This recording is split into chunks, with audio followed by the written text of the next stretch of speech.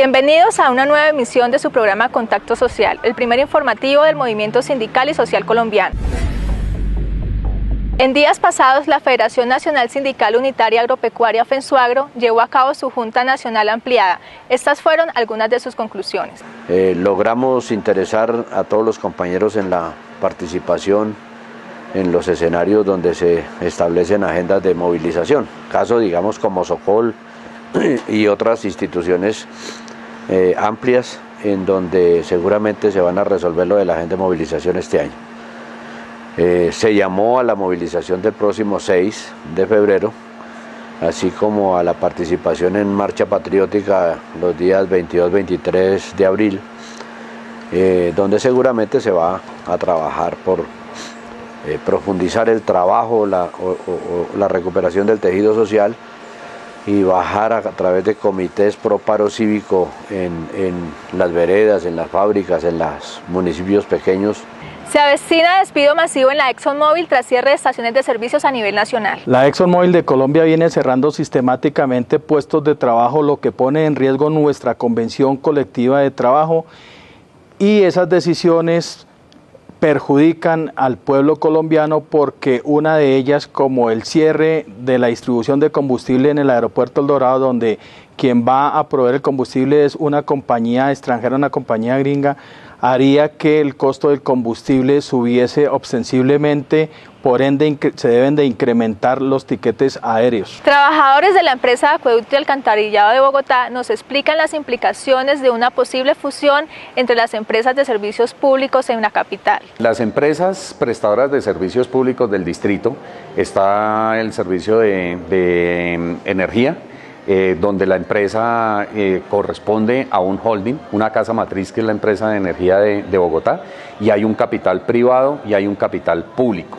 La mayoría accionaria está el capital público, que correspondería al 51%, en este momento está casi sobre el 25% las acciones de los privados.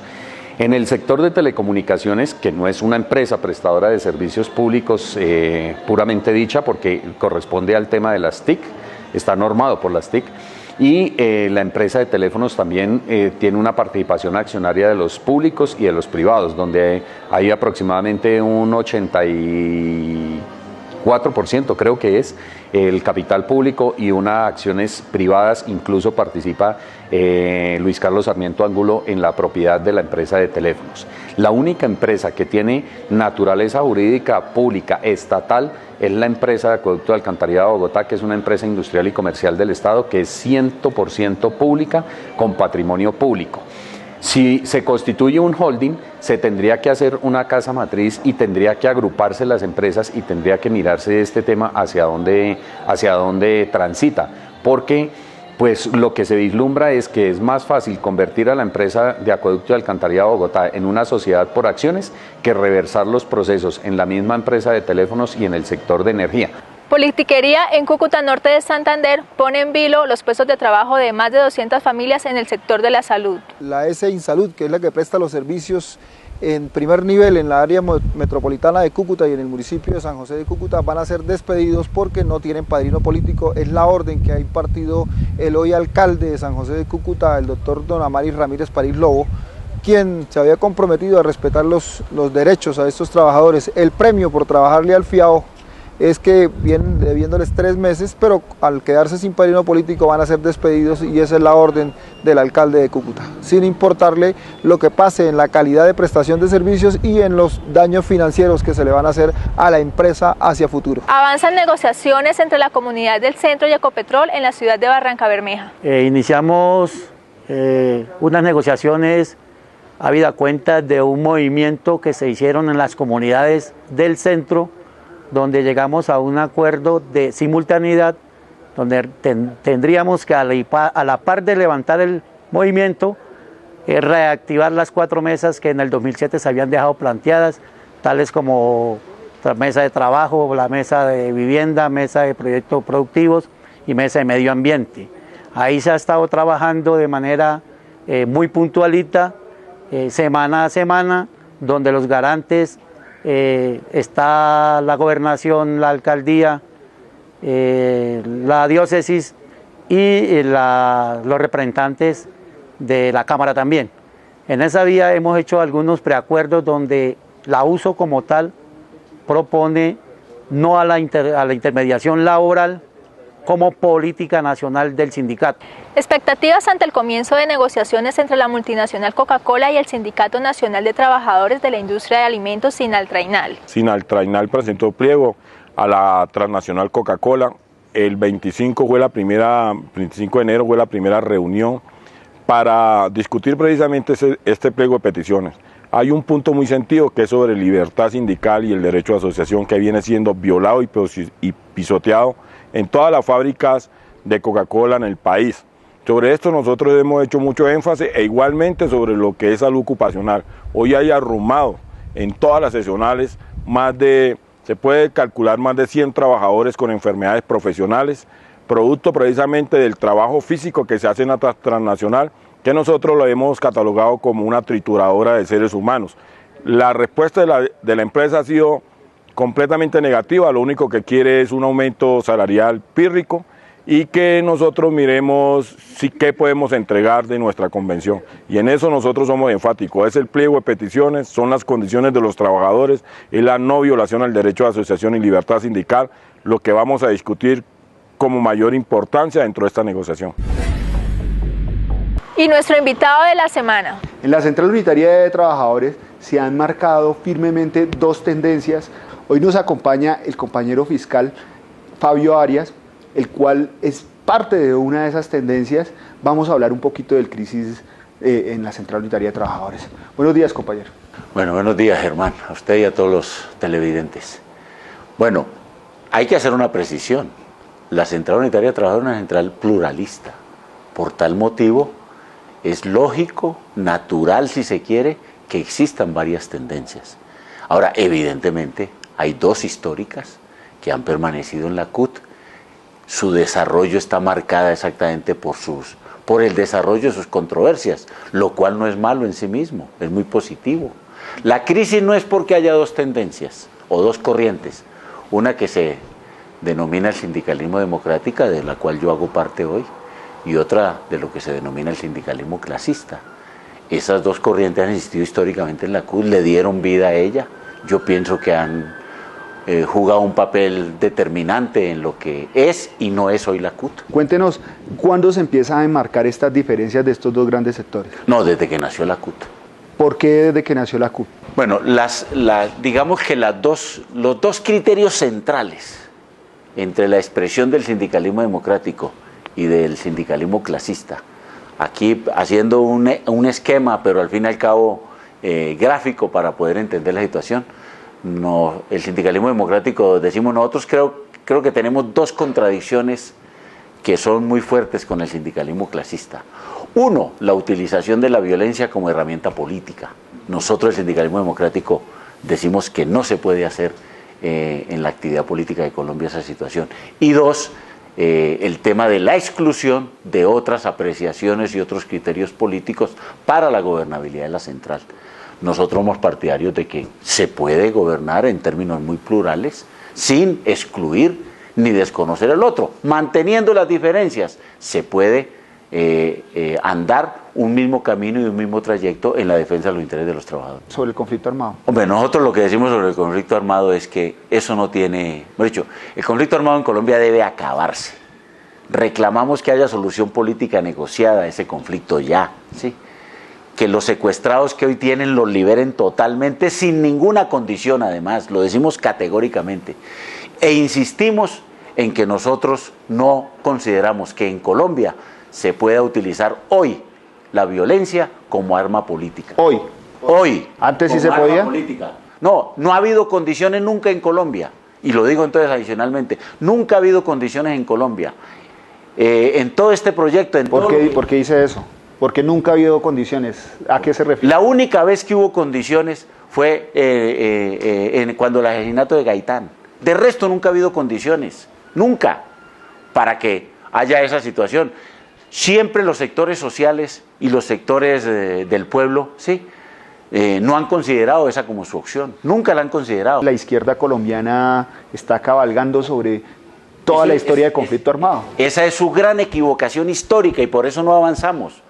Nosotros tenemos en Colombia, ¿sí?, la dudosa reputación de ser, en términos de gobiernos progresistas, el último en la cola. Y creo que en eso tiene que ver exactamente esa consideración de persistir en esa posición desafortunada. Todos los demás países renunciaron hace mucho rato a eso. Y ya tenemos presidente Dilma Rousseff, guerrillera, pero renunció oportunamente a eso, ¿sí? Presidente Mojica en Uruguay y renunció oportunamente a eso. Hoy, Gustavo Petro en Bogotá es alcalde de Bogotá y Antonio Navarro fue gobernador de Nariño, porque oportunamente abandonaron ese error histórico a la que desafortunadamente muchos sectores creen persistir en eso. Esos errores hay que corregirlos y entre más rápido lo corrijamos, mejor, no solamente para ellos, sino especialmente mejor para el país. ¿Cuál es la diferencia que más los enmarcan?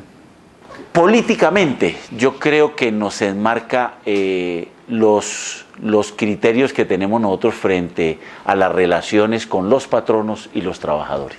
Nosotros sabemos que los sindicatos son organizaciones de los trabajadores de resistencia social y política frente a los patronos y frente a los gobiernos, especialmente cuando estos gobiernos representan fundamentalmente al empresariado o a las empresas pues, de mayor poder, tanto desde el punto de vista económico como político en el país.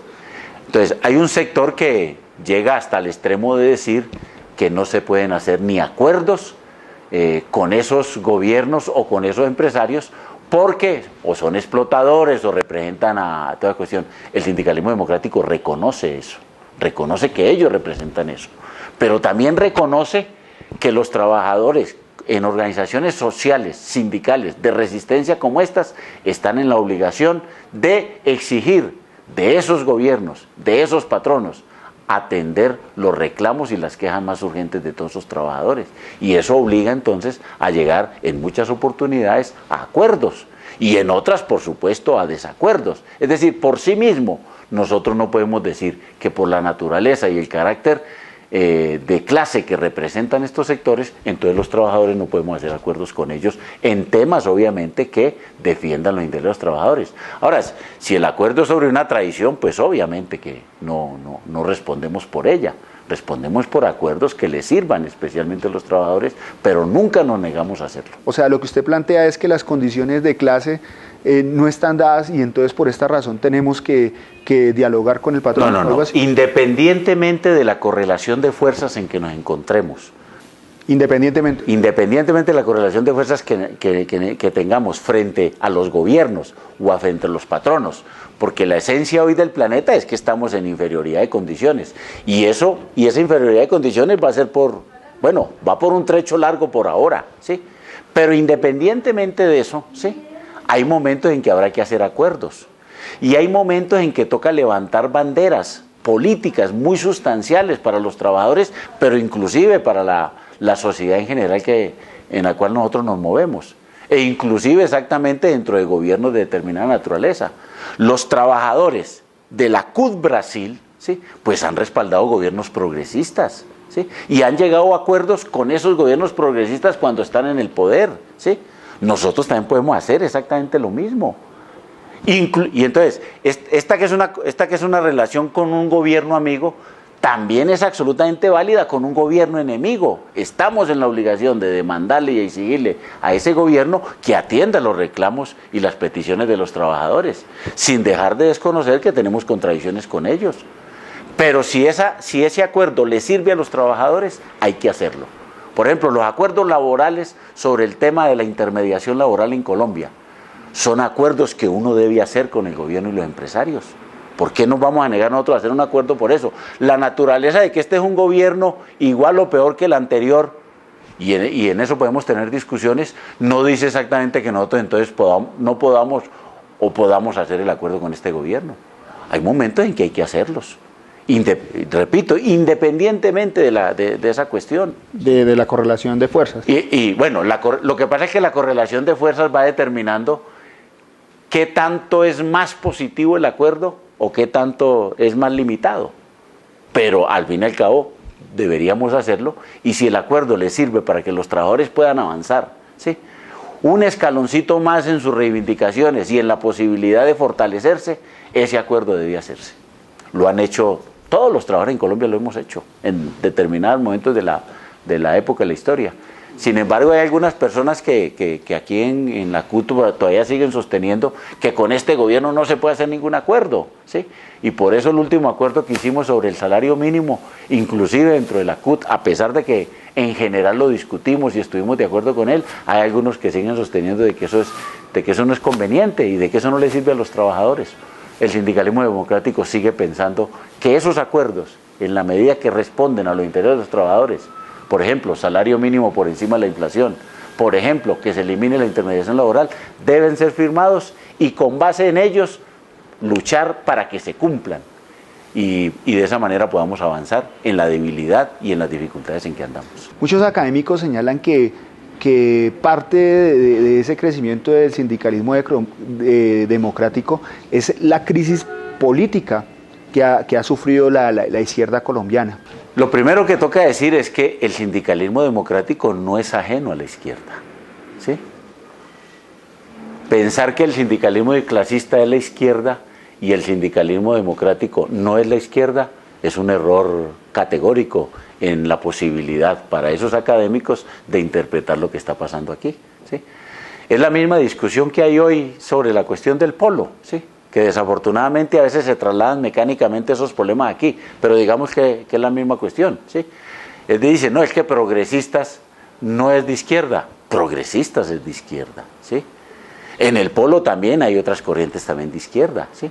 Lo que pasa es que lo que están es andando dos proyectos dentro de la izquierda de cómo atender en mejores condiciones el avance de esas ideas y de esos mecanismos. Entonces, en esa forma de proceder, ahí es donde está la diferencia. En el qué hacer de todos los días, ahí es donde está la diferencia, ¿sí? Los unos se radicalizan, se sectarizan y se autoexcluyen. Los otros pretenden exactamente tener una mejor interrelación con la sociedad en general, ¿sí? Sin excluirse y buscando exactamente que sus ideas avancen y progresen. O sea, no es un problema exactamente decir entonces que el sindicalismo democrático o progresistas, para decirlo en general, no sean de izquierda. Somos de izquierda, nos seguimos reclamando de izquierda, por supuesto. ¿Para dónde va el sindicalismo democrático? ¿Terminará en progresistas? Yo creo que sí. Yo creo que la mayoría hoy del sindicalismo democrático, por lo menos en Bogotá, respaldó la candidatura de Gustavo Petro a la alcaldía. Todos, más o menos, con muy pocas excepciones, la inmensa mayoría respaldamos esa candidatura.